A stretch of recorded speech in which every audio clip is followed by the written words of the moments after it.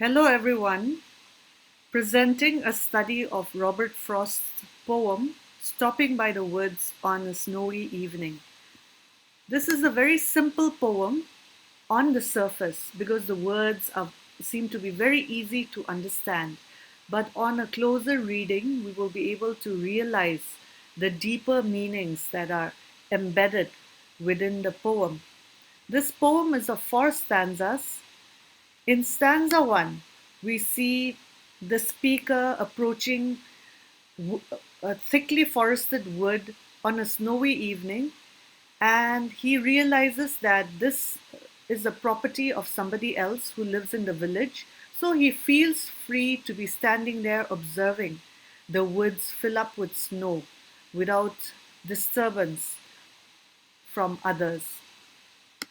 In stanza two, we see that it's a little strange, where he even says his horse must think it very queer or strange that they're standing in the middle of nowhere in the darkness, in the deep, deep cold winter, and just observing the snowflakes fall down.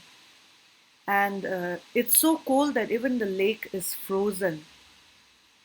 Moving on to stanza 3, it is the horse which shows more rational mindedness because seeing that the owner has not really taken any step to move from there, he gives his bells a shake to question, as if to question the owner whether he has made a mistake.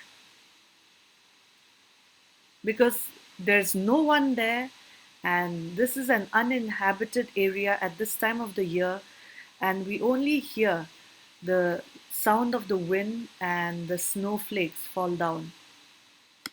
Now, stanza 4 is where we have a conclusion of everything that has transpired in the first three stanzas, because here the speaker says, "The woods are lovely, deep, and dark, but I have promises to keep, and miles to go before I sleep, and miles to go before I sleep." So this just sounds like a very melodious stanza, but on deeper inspection, we have to ask ourselves some questions. So what are the deeper underlying meanings within the poem? Firstly, we see a man appearing in the dead of winter, and why does he motionlessly wait there, watching the snow fall for such long moments? This is a question that we can ask. Another thing that we can ask is, because this doesn't seem like normal behavior, is he in some kind of difficult situation? Is he facing some very harsh realities, or facing some hard circumstances in life? So these are questions that are left unanswered. But at the end, in the fourth stanza, when he mentions the word sleep, what kind of sleep does he mean? Let's go back there and see. And miles to go before I sleep. In the first instance, we can take it on the surface meaning.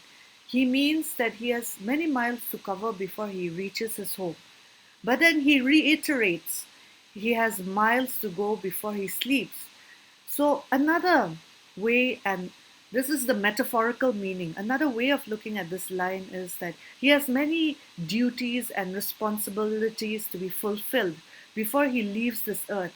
Perhaps at this point, he had even thought of taking a drastic step. We will never know, but we are left to speculate as observant readers.